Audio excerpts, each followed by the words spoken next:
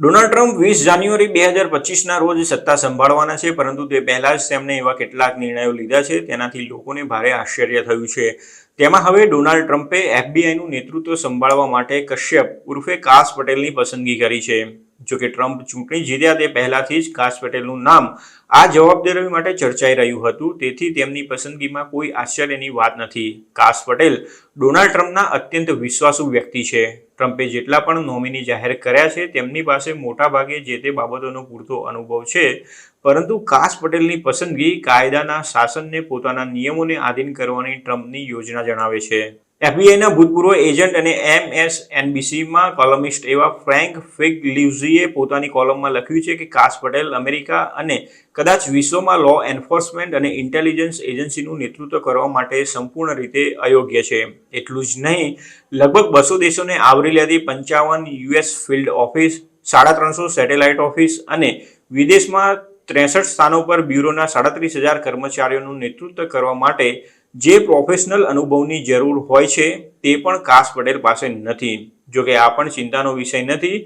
ટ્રમ્પે homeland security secretary અને director of national intelligence and defence secretary કે જેમની નિમણૂક કરી છે તેમની પાસે પણ તેમને જે જવાબદારી સોંપવામાં આવી છે તે માટેનો અનુભવનો નોંધપાત્ર અભાવ છે.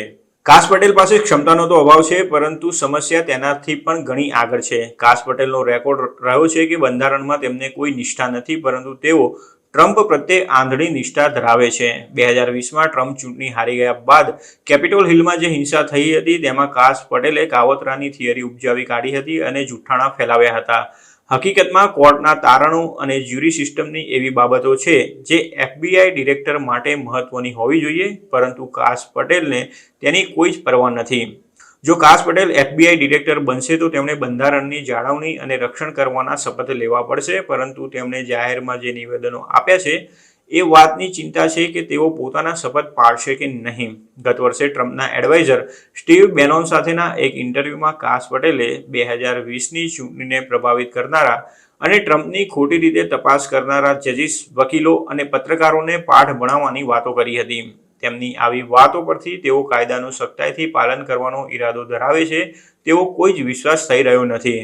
ઉલ્લેખનીય છે કે ડોનાલ્ડ ટ્રમ્પે તેમની બીજી ટર્મમાં કોની શું જવાબદારી હશે તે અંગે ઘણી જાહેરાત કરી છે. કાસ પટેલના વખાણ કરતા ટ્રમ્પે જણાવ્યું હતું કે બ્રિલિયન્ટ લોયર, ઇન્વેસ્ટિગેટર, અમેરિકા ફર્સ્ટના ફાઇટર તેમજ ભ્રષ્ટાચારને ઉજાગર કરવામાં અને કાયદાનું જતન તેમજ અમેરિકનોની રક્ષા કરનારા કાસ પટેલ એફબીઆઈમાં મહત્વની કામગીરી સંભાળશે. ન્યુયોર્કમાં જન્મેલા કાસ પટેલ ગુજરાતી ઇમિગ્રન્ટ્સનું સંતાન છે અને તેમનો પરિવાર ઈસ્ટ આફ્રિકાથી અમેરિકા આવ્યો હતો.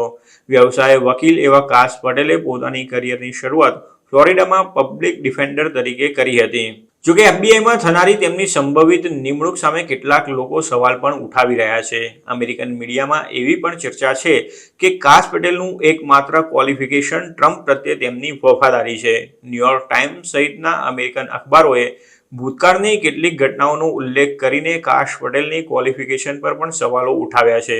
ન્યુયોર્ક ટાઈમ્સે તો ત્યાં સુધી લખ્યું છે કે અમેરિકન્સને ટેરરિઝમ, સ્ટ્રીટ ક્રાઇમ, કાર્ટેલ્સ અને પોલિટિકલ કરપ્શન ઉપરાંત ચીન તરફથી ઊભા થયેલા ખતરાથી બચાવનારી એફબીઆઈને કાસ પટેલ કઈ રીતે લીડ કરી શકશે. ટ્રમ્પની પહેલી ટર્મમાં પણ કાસ પટેલની ભૂમિકા ઘણી વિવાદાસ્પદ રહી હતી. ટ્રમ્પે તેમને એફબીઆઈ અથવા તો સીઆઈએના ટોપ પર ગોઠવવાનો પ્રયાસ કર્યો હતો, પરંતુ વ્હાઇટ હાઉસના chief of staff mark meds સહિત ટોચના અધિકારીઓએ તેની સામે સખ્ત વાંધો લેતા ટ્રમ્પ આ કામ કરવામાં નિષ્ફળ રહ્યા હતા.